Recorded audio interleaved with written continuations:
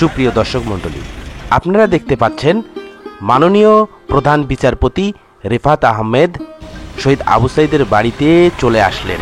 এখন উনি গাড়ি থেকে নামবেন এবং শহীদ আবু সাঈদের বাবার সঙ্গে প্রথমেই দেখা করবেন।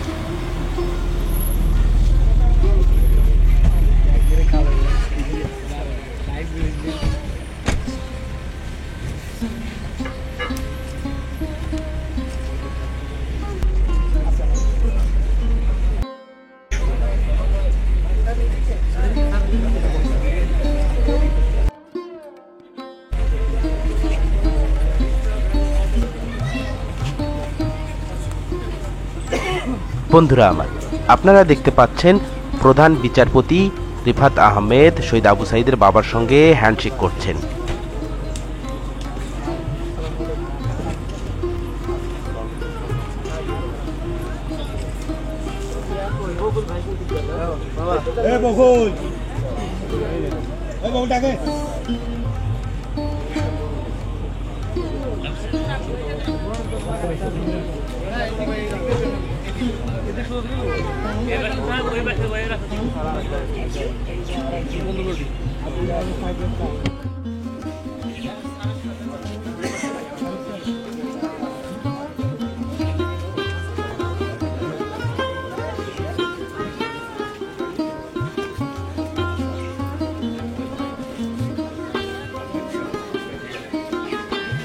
মাননীয় প্রধান বিচারপতি রিফাত আহমেদ এখন শহীদ আবু সাঈদের বাড়িতে প্রবেশ করছেন এবং তিনি শহীদ আবু সাঈদের বাড়ির আঙিনায় বসবেন এবং সকলের সঙ্গে পরিচয় হবে।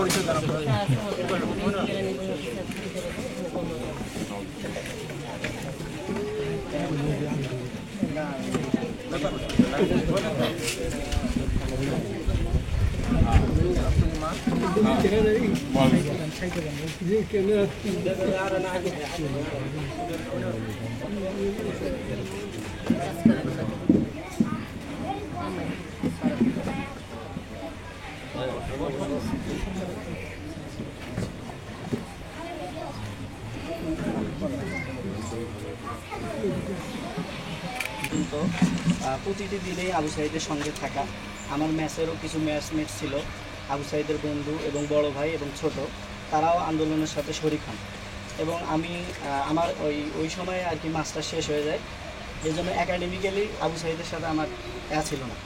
তো সেক্ষেত্রে আন্দোলনে যাওয়া হয়েছে প্রতিদিন।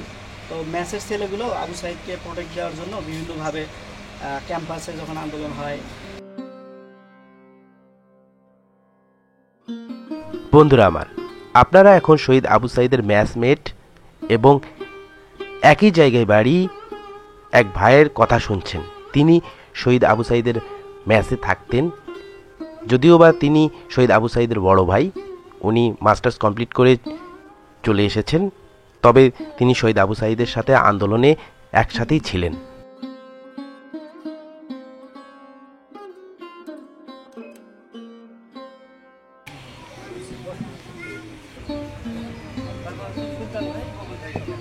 এখন প্রধান বিচারপতি শহীদ আবু সাঈদের ফ্যামিলির সবার সঙ্গে পরিচয় হচ্ছেন। শহীদ আবু সাঈদের ভাই, মা, বাবা এবং যারা যারা আছেন সবার সঙ্গে এক এক করে পরিচিত হচ্ছেন।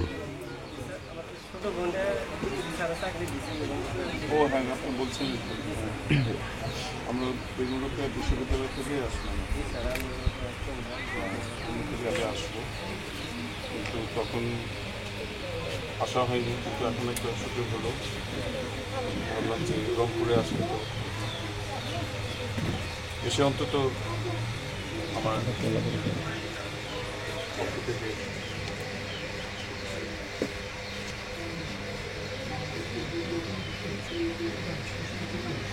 বিশ্ববিদ্যালয় বলছিল যে ওখানে একটা মেমোরিয়াল করবে, মিউজিয়াম করবে, নিশ্চয়ই শাহাদাত বরণ করেছেন সেটাকে তুলে ধরে তার সাথে সাথে জুলাই এবং অগস্টে যে উদ্বোধন হয়েছিল সেটার ইতিহাস ওনার ওখানে তুলে ধরতে চাইছে। সেটার মধ্যে একটা প্রক্রিয়া শুরু হয়েছে, তাই না? তাই বলবেন। তো সেখানে তো আপনাদের কাছে ওনারা সহযোগিতা চাইবেন, আবু সাঈদের স্মৃতিস্বরূপ কী কী জিনিসপত্র আছে কিছু তো চাইবেন, দেবেন। করেছেন, ওনার সাথে যোগাযোগ আছে।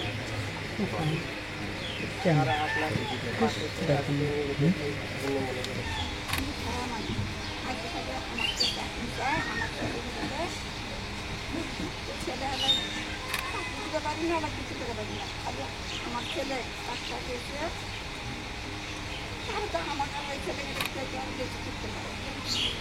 ছেলে দেখতে পারে আবু ওই ছেলেগুলোকে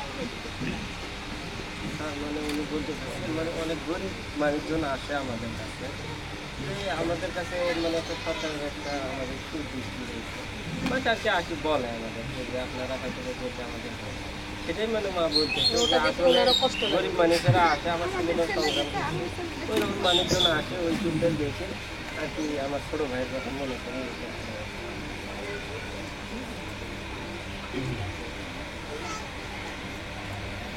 এটা আমি যেটা বলতে পারি, আমার কর্মক্ষেত্র থেকে বলতে পারি, বিচার প্রক্রিয়া যেটা শুরু হয়েছে সেটা সুষ্ঠু অনুসন্ধানের মাধ্যমে, ইনভেস্টিগেশনের মাধ্যমে বিচার প্রক্রিয়া শুরু হবে, সময় মতো শেষ হবে এবং ন্যায় বিচার যা কাম্য, যা জাতির কাম্য, আপনাদের কাম্য, আমার কাম্য,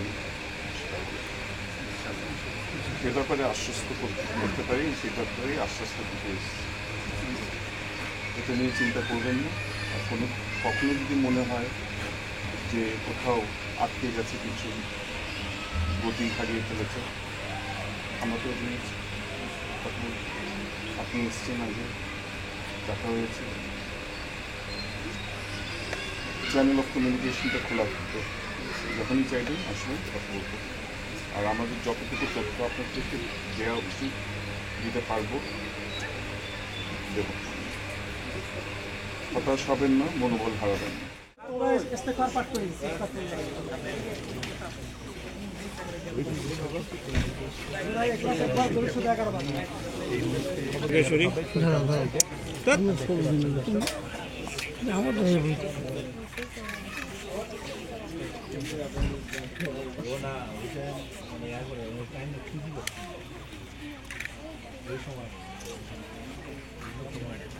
আলহামদুলিল্লাহ রাব্বিল আলামিন والصلاة والسلام على أشرف الأنبياء والمرسلين ربنا ظلمنا أنفسنا وإن لم تغفر لنا وترحمنا لنكونن من الخاسرين আল্লাহ এই শহীদ আবু সাঈদকে তুমি শহীদ হিসেবে কবুল করো আল্লাহ। তার মাধ্যমে বিভিন্ন জুলুম নির্যাতন থেকে আমরা মুক্তি পেয়েছি, হাজার হাজার মানুষ মুক্তি পেয়েছে আল্লাহ। শহীদ আবু সাঈদের উদ্দেশ্য নির্ধারণ করো আল্লাহ। সোনার বাংলাদেশ নতুন করে আমরা পেয়েছি আল্লাহ, তাকে ধরে রাখার ক্ষমতা তুমি দাও, তাদের নিয়ে উদ্দেশ্য তুমি পূরণ করো আল্লাহ। জাতিকে তুমি নিষ্কৃতি দাও আল্লাহ, যারা বিপদগামী তাদেরকে তুমি তওবা করার তৌফিক তুমি দান করো আল্লাহ। সবাই মিলে এই বাংলাদেশকে যেন গঠন করতে পারি, এই ধরনের সুযোগ তুমি আমাদের দান করো আল্লাহ। আখিরাতে আমাদেরকে আখিরাতকে সমুন্নত করো আল্লাহ, আখিরাতে আমাদের জন্য স্থায়ী করো আল্লাহ। এই সন্তানকে তুমি আল্লাহ আমাদেরকে সবাইকে খুঁজে, যারা বিভিন্ন স্তর থেকে অফিসারবৃন্দ এখানে আছেন সবাইকে তুমি মাফ করে দাও, সবার পিতা মাতাকে তুমি মাফ করে দাও। রব্বি রহমহুমা কামা রাব্বায়ানি সগীরা রব্বি রহমহুমা কামা সুবহান রাব্বিকা রাব্বিল ইজ্জাতি আম্মা ইয়াসিফুন ওয়া সালামুন আলাল মুরসালিন আলহামদুলিল্লাহি রাব্বিল আলামিন।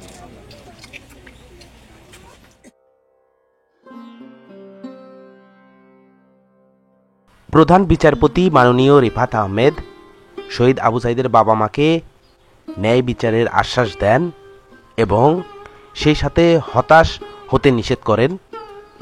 এছাড়া তাদের সঙ্গে কুশল বিনিময় করেন এবং তাদের সঙ্গে দেখা করতে আসেন। অবশেষে সমাধি জিয়ারত করে মাননীয় প্রধান বিচারপতি চলে যান।